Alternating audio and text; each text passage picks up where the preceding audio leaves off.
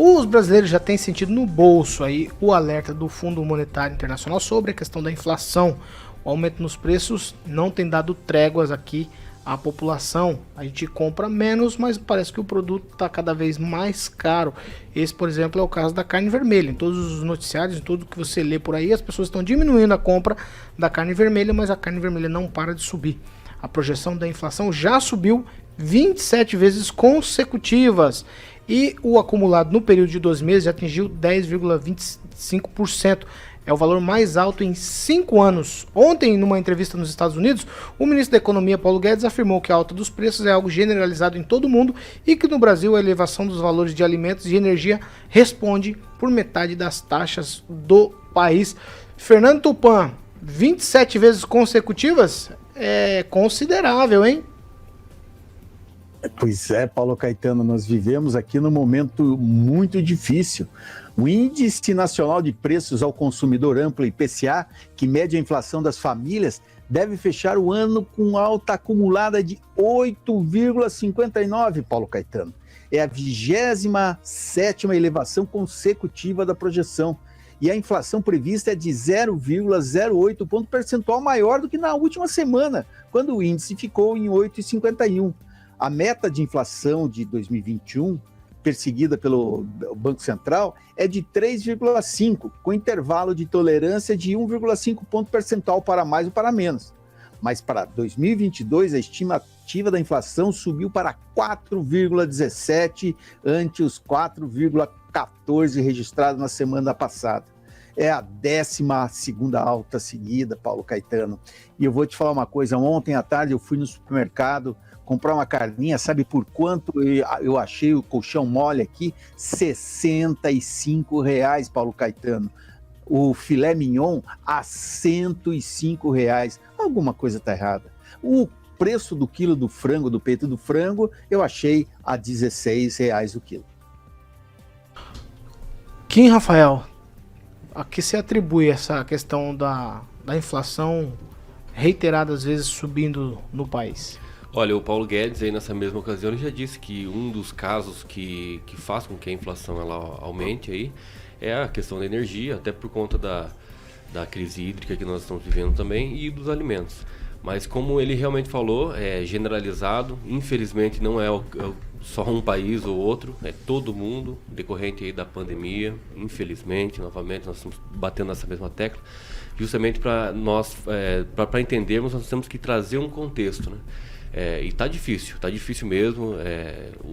Eu, por exemplo, vou no mercado, uma vez eu ia no mercado com R$200 no final de semana, trazia o que eu achava de suplementos já necessários. Agora com R$500 já mesmas coisas e tá alto, tá muito alto, sem contar o combustível.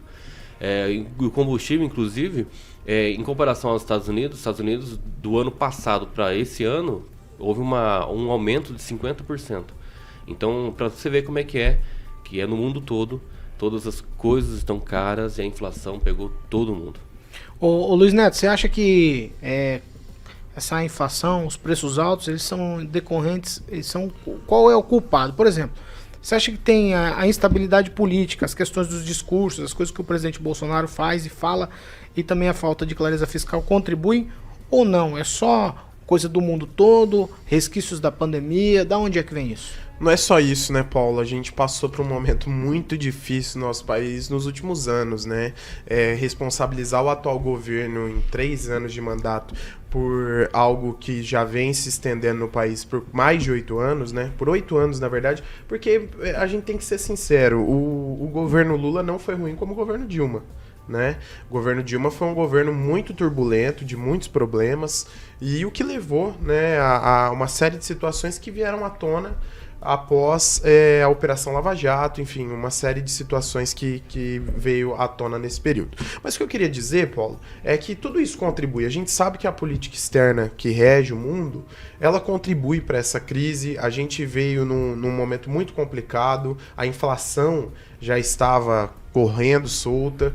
Então, aí vem a pandemia, vem outras situações. O nosso país estava num crescimento muito avançado antes da pandemia, né? O nosso PIB estava caminhando para outros rumos e, infelizmente, tudo isso vem a contribuir. Mas é uma crise, naturalmente, que vai afetar todo mundo e o reflexo da política interna contribui muito para isso.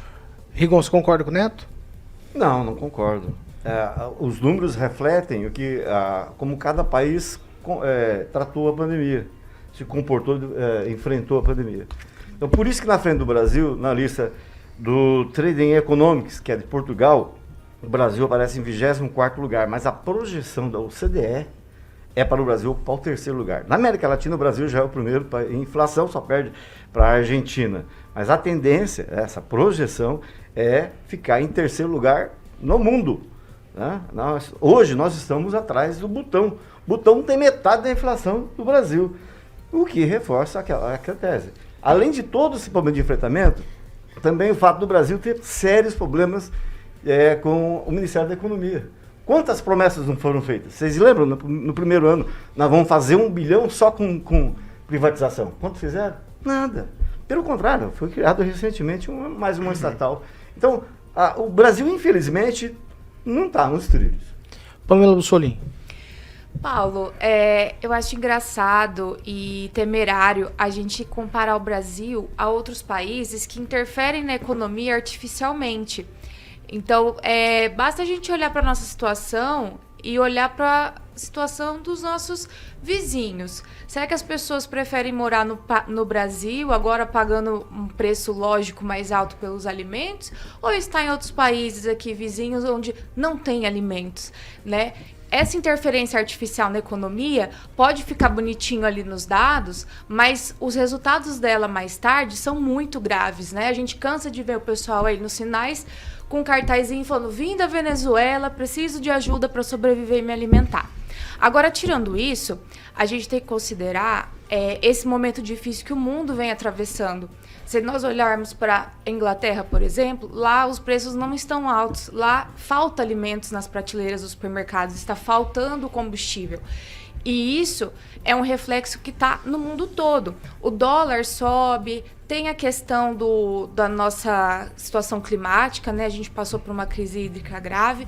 Então, eu acho que não tem um culpado específico, é um conjunto de fatores. A gente sabe que quando o mundo vive um momento de instabilidade, que é isso que está acontecendo agora na pandemia, o que acontece? As pessoas costumam, os investidores, né, investir mais em dólar, porque é uma moeda mais segura, e faz também com que ele aumente.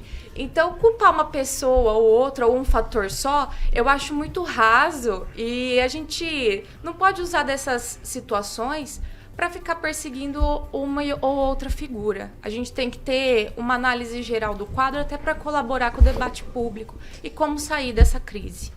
Agnaldo Vieira, nós que somos proletários, vamos falar no popular, né? Médio afegão. Exato, somos afegãos médios, vamos falar aqui no popular.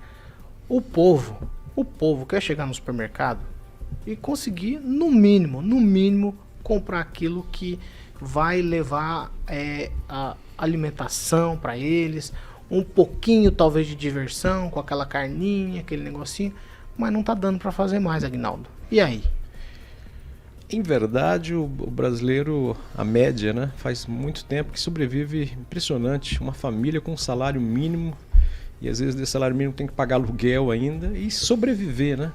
E aí você tem os serviços públicos cada vez mais caros, água, luz, gás, transporte coletivo, e você não vê um aumento nos salários dessas pessoas, né? É uma reposição e mínima ainda. Eu acho que o presidente Bolsonaro até tem uma boa intenção, mas sua equipe econômica realmente está deixando a desejar.